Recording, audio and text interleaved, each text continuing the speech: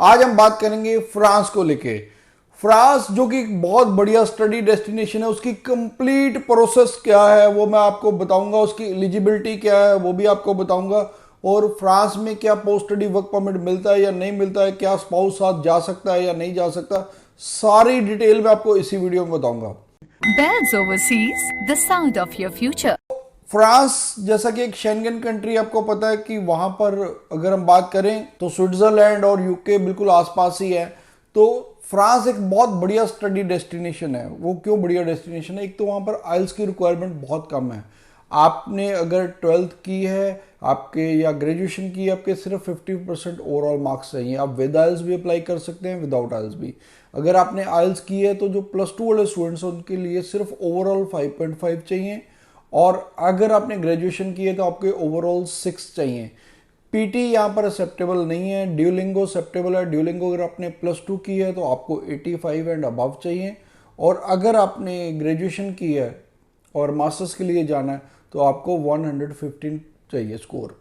और +2 के बाद आपका 4 इयर्स का गैप एक्सेप्टेबल है, और अगर आपने ग्रेजुएशन किए तो अप टू 15 इयर्स तक, 15 साल तक भी आपका गैप एक्सेप्टेबल है। उसकी जस्टिफिकेशन लेकिन चाहिए। और जो फंड्स की रिक्वायरमेंट है वहां पर कि फाइनेंशियल्स की रिक्वायरमेंट होती है, तकरीबन 8 लाख रुपए के आसपास आपको फंड्स शो करने पड़ते हैं फ्रांस में।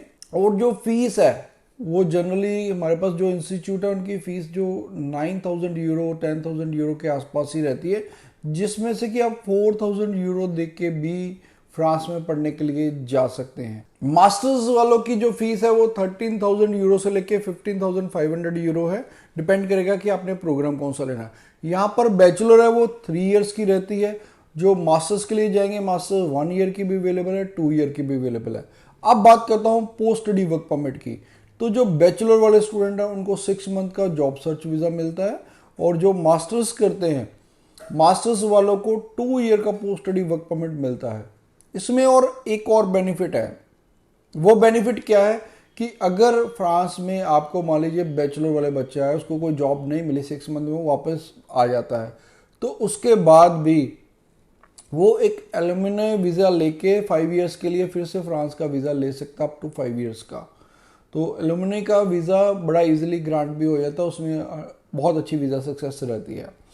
तो दूसरा आपके पास ऑप्शन ये तो रहती है कि आप वहाँ पर 5 इयर्स वर्क करके, और उसमें अगर आपकी 46,000 या उससे अबव की आपके पास जॉब ऑफर है, और सेकेंडली आपने फ्रेंच का B2 लैंग्वेज का किया हुआ है, तो अगर 3 एलिजिबिलिटी मीट करते हैं तो आपकी PR की भी प्रोबेबिलिटीज वहाँ पर हैं, लॉन्ग स्टे की ऑप्शंस वहाँ पर हैं। उसके बाद आप प्रोसेस की बात करते हैं। इसमें प्रोसेस बड़ा सिंपल है कि आपने अपने डॉक्यूमेंट्स देने हैं। डॉक्यूमेंट्स के बाद आपके डॉक्यूमेंट हम जब भेजते हैं किसी भी कॉलेज यूनिवर्सिटी को, तो वहाँ से एक छोटी सी इंटरव्यू है जो कि रिकॉर्डेड इंटरव्यू रहती है, और वो इंटरव्यू होने के बाद आपको कंडीशनल ऑफर लेटर मिलती है कि आपने इतनी फीस जमा करानी है। जैसे आपने 4,000 यूरो जमा कराए तो आपको अनकंडीशनल ऑफर लेटर आ जाएगी।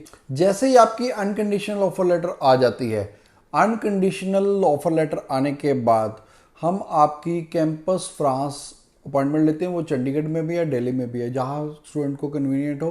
तो हम ज़्यादातर प्रेफर करते हैं चंडीगढ़ क्योंकि वो नियर पड़ता है, तो चंडीगढ़ में उसकी अपॉइंटमेंट ले लेते हैं। उस अपॉइंटमेंट के बाद आपको एक एम्बेसी फीस पे करनी पड़ती है जो कि नियर अबाउट 18,000 रुपीज़ के करीब होती है, और एक उसमें आपको इंश्योरेंस करवानी पड़ती है जो कि 250 यूरो की होती है। तो वो आपको उसके बाद आपको जब अपॉइंटमेंट होती है, अपॉइंटमेंट आपने अपने डॉक्यूमेंट्स कैरी करके वहाँ जाने होते हैं। उसके आपको एक ओरिजिनल सेट और 3 दूसरे सेट बना के लेके जाने पड़ते हैं। तो वहाँ पर आपसे एक बेसिक इंट्रोडक्टरी होती है। इंट्रोडक्टरी में वो आपसे पूछते हैं कि why you choose this course, why you choose this university, why you want to go to France, what are your future plan, बहुत बेसिक से क्वेश्चंस। तो वो जैसे ही बच्चा कर देता है तो वो उसके जब वो डॉक्यूमेंट वहाँ सबमिट करा देता है तो विद इन ए वीक उसको रिजल्ट्स मिल जाता है। तो रिजल्ट्स में अगर उनको आपका वीज़ा ग्रांट होना तो आपको NOC वो ग्रांट करते हैं। NOC मिल गई तो उसके बाद आप VFS जाके, VFS से अपॉइंटमेंट लेके VFS जाके अपनी बायोमेट्रिक करवा सकते हैं। जैसे बायोमेट्रिक हो जाती है और वीज़ा स्टैंपिंग आपका पासपोर्ट रख लेते हैं, उसके बाद वो आपका वीज़ा स्टैंप होके 1 वीक से 2 वीक के अंदर ही आ जाता है। तो ये सारा फ्रांस का प्रोसेस रहता है। उसके बाद एलिजिबिलिटी भी मैंने आपसे शेयर कर दी है। अब है स्पाउस को लेके उनका क्वेश्चंस रहता है।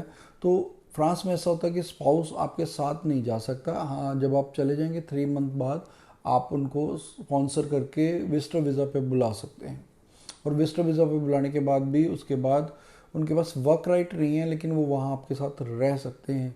और इसके लिए फंडिंग के भी मैंने आपको बता दिया कि तकरीबन 8 लाख के अराउंड चाहिए होते हैं। इसके अलावा और एक बेनिफिट है, वो बेनिफिट है कि फ्रांस में जब आप जहाँ भी स्टे करते हैं, जो आपका रेंटल है, रेंटल आपका 30% गवर्नमेंट आपको वापस करती है।